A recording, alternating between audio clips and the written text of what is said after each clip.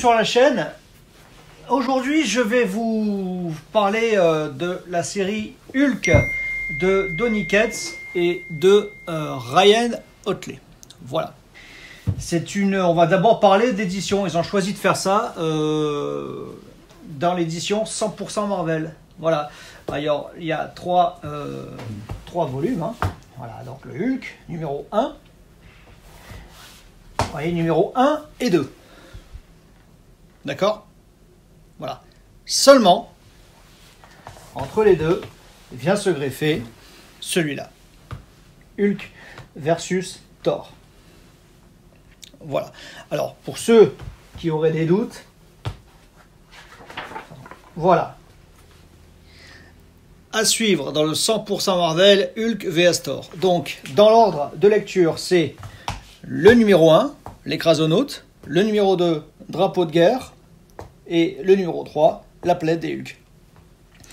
Alors, édition 100% Marvel, hein, avec couverture souple,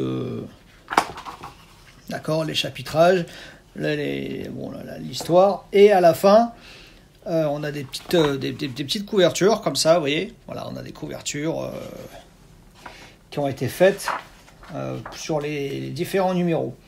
Voilà, donc édition simple, hein, édition 100% Marvel, voilà, avec le petit label rouge en haut, hein, comme rien de... Voilà. Bon. Alors, ce qu'ils auraient pu faire, c'est un seul. Vous voyez, il y avait largement la place. Enfin, moi je pense que ça aurait pu faire un gros deluxe. Voilà, parce que là, c'est 19 balles le bouquin. Et honnêtement, pour la qualité de ce que j'ai lu, ils auraient pu en faire un seul numéro, ça m'aurait revenu moins cher. Faire 3 fois 20 balles pour ça, pour lire ce que j'ai lu. Honnêtement, j'aurais voulu le lire en une fois avec un prix moins cher. Vous voyez, disons que ce que j'ai lu n'est pas à la hauteur de ce que j'ai payé. Voilà, pour être soft au début de la vidéo, on va pas commencer à y aller trop brutalement. Hein, voilà. Ensuite, les titres en français, une catastrophe. Hein, l'écrasonaute, catastrophe. Alors on est bien d'accord, je vous parle du titre. Hein. Drapeau de guerre. Bon. Il n'y a que celui-là, la planète des Hulk, même si ça sent un peu réchauffé. C'est le seul titre sur les 3 volumes qui aspire quelque chose de pas trop mal. Mais, enfin bon. Alors j'aimerais bien, alors vous savez quoi ? À la limite, putain, qui traduisent plus. Voilà. Vous faites Hulk. Voilà. Hulk, Banner of War, terminé, quoi. Parce que là, ils ont traduit littéralement banner, qui veut dire bannière, en drapeau. C'est une catastrophe. Voilà. Comme d'habitude, les traductions chez Panini, putain, les mecs, des catastrophes. Je vais tout de suite vous parler du côté artistique. Alors, quand on a lu Invincible de Robert Kirkman et de Donny Cates, on a tout de suite été marqué par la qualité des dessins de Ryan Ottley. C'est un dessinateur qui est très très très doué pour mettre en image. Ça, il n'y a pas de doute. Voilà, les dessins sont superbes. Et on se dit, waouh, Ryan Ottley sur Hulk, waouh, ça va être dantesque. Voilà. Seul petit reproche, c'est que vous voyez, voilà, vous voyez, on a clairement des persos qui nous font penser à Invincible, voilà, et ça c'est un peu chiant parce qu'on aimerait bien décrocher, on aimerait bien lire des choses dessinées par Ryan Ottley qui font penser à autre chose, qui ne ramènent pas forcément ce qu'on revoit à Invincible, voilà, bon. Alors après, c'est peut-être aussi un clin d'œil voulu de l'artiste, hein, mais bon, c'était pas nécessaire. Bon, c'est génial, quoi. Attendez, un petit problème de point sur la vidéo, voilà. Enfin, c'est du Ryan Ottley, quoi. Les dessins sont magnifiques. C'est assez violent. Donc, ce qui m'amène à Ce qui m'amène à une note sur 10, qu'on va commencer à attribuer les points. Hein, vous voyez, c'est assez... Voilà, c'est du Ryan Otley, quoi. 5 sur 10, parce qu'au niveau artistique, il n'y a rien à dire. Ryan Otley, qui a dessiné le numéro 1, le numéro 3. Le numéro 2 a été dessiné par Kokolo. Voilà, toujours écrit par Ketz, mais dessiné par Kokolo. Les dessins sont vraiment beaux aussi. Voilà, c'est vraiment chouette, quoi. Voilà, c'est du violent aussi, Kokolo. Il n'y a pas de problème là-dessus, c'est du violent. Hein. C'est du violent, on en a pour son argent. Les dessins sont chouettes. Très comics. Franchement, c'est beau. Voilà, disons que quand on finit le... Alors c'est pareil, c'est gore, hein, vous voyez, à ce moment où Thor pose le marteau sur Hulk et l'autre il se lève quand même, alors forcément... Voilà. Alors bon, alors on se dit, tiens, putain, Ryan Otley pour le premier, génial, les dessins sont super. Le deuxième, Kokolo. Ah, tiens, oh. J'aime pas, moi, quand ça change de dessinateur en cours de route, j'aime pas ça. Bah écoutez, ça m'a pas choqué. Vraiment, Kokolo n'a rien à envier à Otley. Le trait est quelque peu différent, mais vraiment très très très très bien. Parlons maintenant de la lecture. Alors, juste une petite chose que vous devez savoir, c'est que la fin du comics, la fin du run, n'a pas été écrite par Donny Cates. Voilà, vous voyez, scénario Donny Cates, 9, 10 et 12, 11, 14, Ryan Otley. Voilà, c'est-à-dire que à la fin du run, soudainement, Cates a quitté le bateau. Alors, il y a une explication à ça. Vous pouvez facilement trouver l'article sur Internet. Si j'y arrive, je vous mettrai le lien dans la description, mais c'est pas sûr, parce que la dernière fois, j'ai pas réussi à mettre un lien dans la description. Je sais pas ce qui s'est passé. Bref. En cours d'écriture, Donny Cates a été victime d'un grave accident de voiture. Voilà. Il a été victime d'un grave accident de voiture. Et du coup, il a subi de longs mois de rééducation. Il a été très gravement blessé. Il a eu, bien sûr, le cerveau un peu morflé.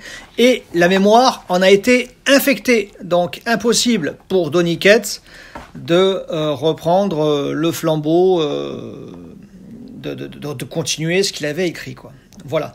Donc, maintenant, c'est Ryan Otley qui a terminé l'écriture. Voilà, alors je pense que, bon, il était à même de le faire parce que, bon, il avait travaillé avec Donny Cates sur les deux premiers, enfin sur le premier en tout cas, puis d'autres chapitres. Au vu de ce qu'a fait Donny Cates dès le début de l'histoire, je pense que Ryan Otley a fait aussi bien. Voilà, et c'est là que ma critique, niveau scénaristique commence, niveau lecture commence. Voilà. C'est une catastrophe. Voilà. Honnêtement, c'est de tous les Hulk que j'ai pu lire, le moins bien. Voilà, c'est le moins bien. Voilà, je vous raconte un petit peu l'histoire, le pitch. Il y a eu les problèmes à El Paso. Voilà. Bruce décide d'affubler Hulk d'une combinaison. Voilà, et de quitter la Terre. Voilà. Alors, il va chez MODOK, qui lui fout le bordel, vous voyez, et il décide d'affubler Hulk d'une combinaison un petit peu spatiale. Voilà. Et il quitte la Terre. Voilà. Il quitte la Terre, il décide de s'exiler dans l'espace. Voilà. Mais, vous voyez à quoi ressemble Hulk avec sa tenue, on va dire, cosmique. Voilà. Seulement, Bruce Banner a scindé son esprit en plusieurs parties. Voilà, c'est-à-dire que tel qu'on le voit là, je vous montre, que vous compreniez. Voilà, vous voyez, ça, c'est dans la tête de Hulk. Voilà, c'est-à-dire que Hulk, Bruce Banner est transformé en Hulk, d'accord, il est dans le corps de Hulk, mais il en a complètement le contrôle. Il se sert de Hulk comme un vaisseau, vous voyez. Et et a enfermé l'esprit de Hulk dans une sorte d'antichambre, comme une salle des dangers à la X-Men, vous voyez. Et plus le danger est fort dans la réalité, c'est-à-dire là en l'occurrence il se bat contre plusieurs armures d'Iron Man en même temps, et plus l'esprit de Hulk doit être fort. Donc il envoie des vagues de personnages, d'ennemis dans l'antichambre, là où est enfermé l'esprit de Hulk, car plus l'esprit de Hulk livre un combat acharné, et plus le Hulk est fort dans la réalité. Alors vous voyez, il y a 10 niveaux, voilà, et plus Hulk a besoin d'être fort dans la réalité, plus le niveau monte de cette chambre des dangers, et du coup l'esprit Hulk insuffle la force nécessaire au corps. Voilà. Donc le corps de Hulk, c'est un vaisseau. La salle des moteurs où est enfermé l'esprit de Hulk, c'est là où l'énergie est fournie au corps de Hulk pour les combats dans le réel, et tout ça contrôlé par le Dr Banner. Voilà. L'idée était sympa au début, voilà, sauf qu'on tombe très vite dans l'utilisation d'un Hulk complètement automatisé. C'est un pantin, voilà, c'est un flingue, voilà, Hulk est un flingue, point barre. Et là, je trouve qu'on perd déjà, on commence un petit peu à perdre déjà on perd un petit peu de l'essence de ce que j'aurais aimé lire, moi. Déjà, ça souffre un peu là, déjà. Voilà. Donc, il se barre de la Terre, il parvient à arriver sur une sorte de planète, voilà, dans un espèce de monde parallèle, voilà, avec un autre Bruce Banner. Donc, il a des aventures sur cette planète. Il règle les aventures sur cette planète. Alors, bien sûr, inutile de vous dire qu'il n'y a rien de bien profond. Hein.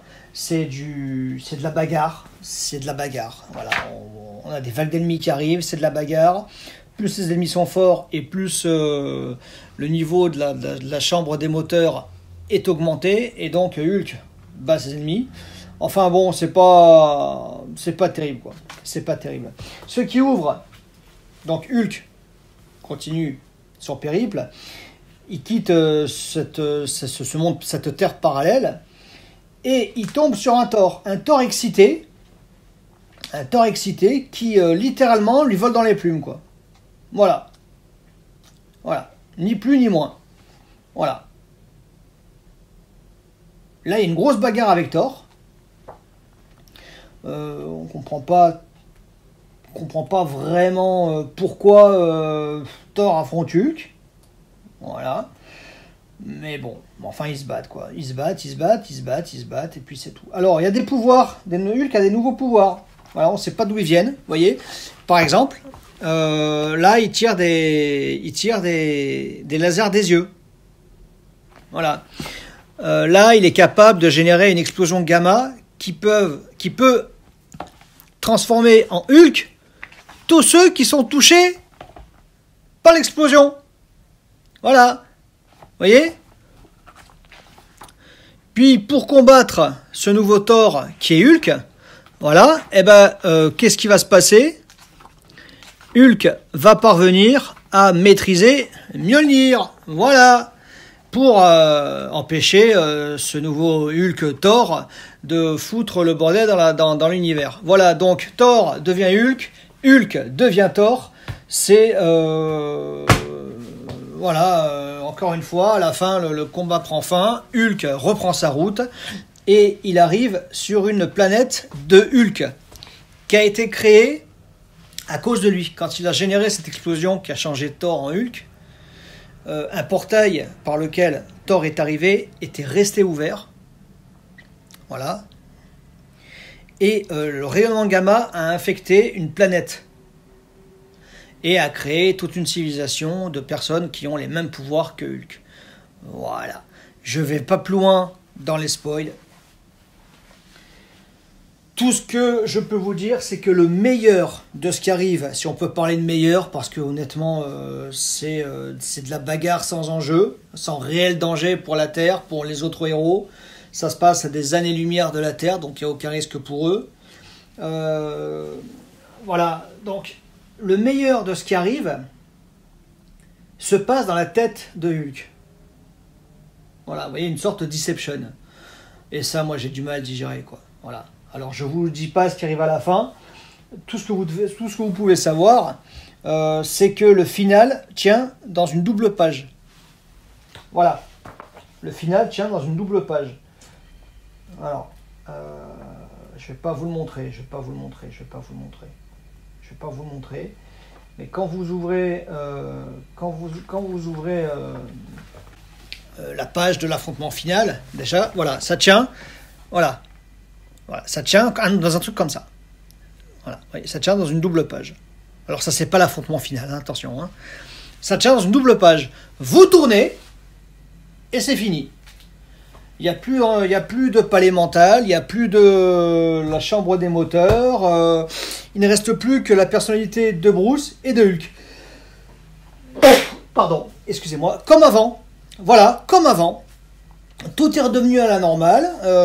Il y a un moment dans l'histoire où Doctor Strange intervient pour prêter main forte à Hulk. Donc là, on sort complètement de l'histoire de Hulk et on arrive dans l'histoire de Strange. Pour revenir dans l'histoire de Hulk, et là, on s'attend à un super final. On se dit, waouh, merde, putain, le final, il tient une double page et puis fin de l'histoire. Voilà, donc on a l'impression qu'à la fin, c'est bâclé. C'est peut-être dû au départ de Donny Cates. De toute façon, quand on lit ce qu'il a fait au début de l'histoire, la fin aurait pas pu être pire.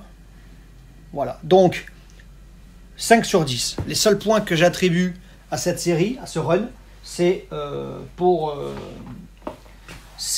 le côté artistique, les dessins. Voilà, pour l'histoire. C'est vraiment, pour pas dire nul à chier, parce qu'il y a quand même quelques surprises, même s'il n'y a pas vraiment de bonnes raisons, ou il n'y a pas de raison tout court à ce qui arrive, et on ne sait pas comment, on ne sait pas pourquoi. Les choses arrivent, et puis il n'y a pas forcément d'explication. Non. Les seuls points que j'attribue à cette lecture, ce sont les points artistiques, à savoir 5 sur 10. Voilà. Aucun point scénaristique. Aucun. Ça commence plat, ça continue plat, et on se dit, putain, pour la fin, quand même. Eh ben non. La fin, c'est plat, et puis tout pourri. Plus pourri encore. Déçu. Alors, pas du dessin, encore une fois, parce que c'est Ryan Otley, quoi. J'adore ce qu'a fait Ryan Otley. Alors, heureusement, on va dire que ce run est sauvé, on va dire, par ce qu'a fait Ryan Otley. Et encore, sauvé, c'est un bien grand mot. D'accord ? En tout cas, voilà ma critique. Merci de m'avoir écouté. À bientôt et salut!